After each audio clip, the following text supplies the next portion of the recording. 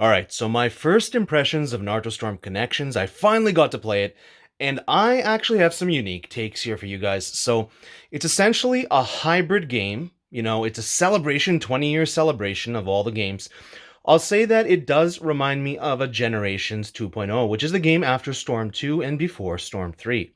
So, it really is a Shuns game. I did mention this about 8 months ago. I was the first person to have this hypothesis, and I got it right.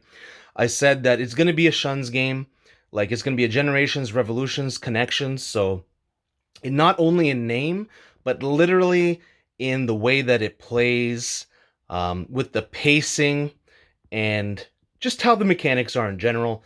That is how it is. There are elements of Storm 3 and Storm 4, like Storm 4's Switch Tech, which has been nerfed a lot. Storm 3, I would say the rigidity of it, which is, how rigid it is, you feel like you're on rails, like a train on a train track, right? That element, it actually feels kind of bad in connections. And it's one of the worst things about Storm 3, and it's unfortunate that it transferred over.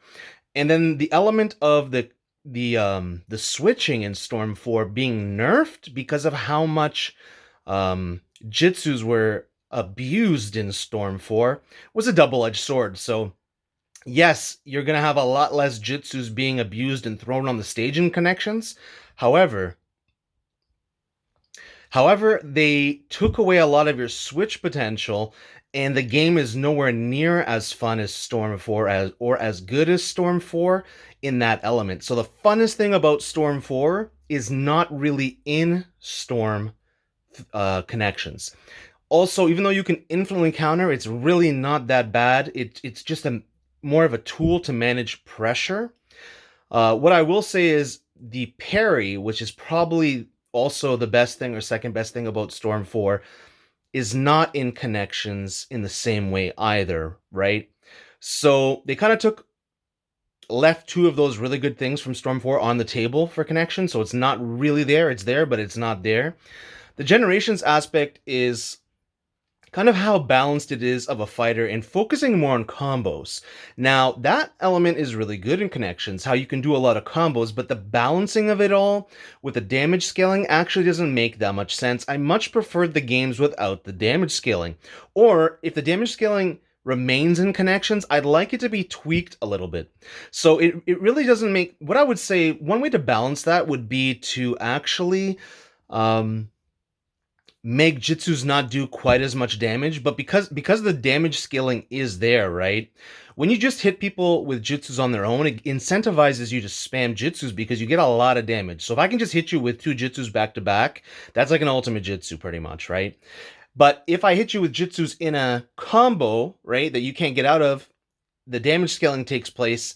And I mean, that damage is fine like that, but when they're on their own, it probably shouldn't do as much. I like the idea of grabs doing more. It mixes things up. It changes the game up in a positive way, and it incentivizes you to think more instead of just mash. Now, they did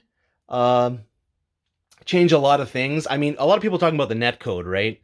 So the netcode is still pretty much the bad netcode that it was before, but I think you're playing here in 60 frames per second most of the time if you have a PlayStation 5 or certain consoles, so that's good. And also Microsoft now, when you start the game, it shows you that Microsoft is there developing this or has their hand on it. And I think that we might be using all different servers entirely. We might be just using much better equipment and servers, Microsoft tech and Microsoft items there and servers. And I think that is maybe the difference that we account for the slightly better online experience.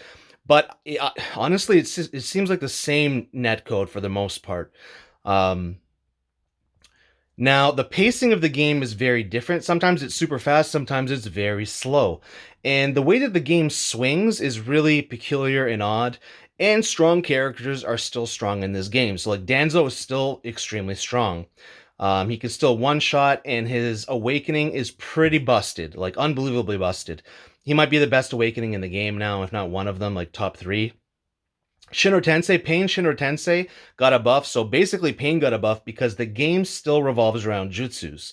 Now, one of the best ways to counter all this were micro movements, and being able to switch a lot, which we don't have from Storm 4. They took that away a little bit, right? They nerfed it and it's not quite as good.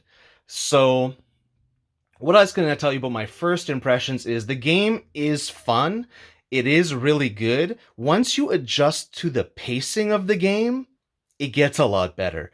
For casual players, I think that they might really like it actually because a lot of casual players or players that didn't play for a long time that are coming back to the series are going to get a boost. A lot of your skills don't quite transfer over from Storm 4 to this game. Yes, Storm 4 players definitely got a huge nerf and they're in for a rude awakening if they don't really realize that.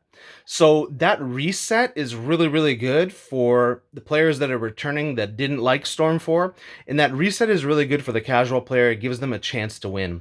So the health bar is resetting um, every time the match ends, right? There's like you can have like three matches. You have one fight, right? One match, but you have three sort of like little sets, right? So anyone can win, so that's good, and it can be anyone's game. But I really don't like the pacing of the game, if I'm being honest with you. I felt like the like Storm 4 and older Storm games were a lot better and more fair in terms of who wins actually wins versus it just being a coin toss and randomness going on. So overall, it's good. Literally, I've only played for 4 hours. I have not played more than that. So we're gonna get a lot better, stronger together. It takes me a while to get good at these games. Like it's so weird coming from like playing this game. I stayed up all night basically playing this game, but literally like 1 to 2 days ago, I was peak Storm 4 Fear gameplay. So my Minato, my Itachi, all these different characters, I have those fights. I have a few hundred fights of Storm 4. I'll slowly show you those guys over time.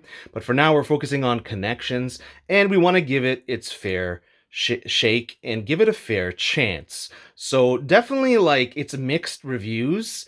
But overall, a little bit more positive than negative for sure. I think people will enjoy it. I think that definitely there's like a new equal playing field, and it can be anyone's game, right? There's definitely some meta there. There's some zoning. There's some broken things, and the priority is all very different. So when you're trying to get priority, your guard breaks a lot faster. Things are pretty crazy, but I do have some gameplay that I'll show you maybe tomorrow or the day after. I'll be uploading a lot of Massman and Itachi and Mega Sharingan users, and that stuff hits hard. It's really, really good. I finally started to, things started to click for me and I started to get it. So I'd say you need at least 4 hours for your first learning curve to get good at the game. Anyways, guys, thanks for watching. And leave a comment, like, and more importantly, you have a fantastic day, an amazing day. If not, hope it gets better for you soon. Peace.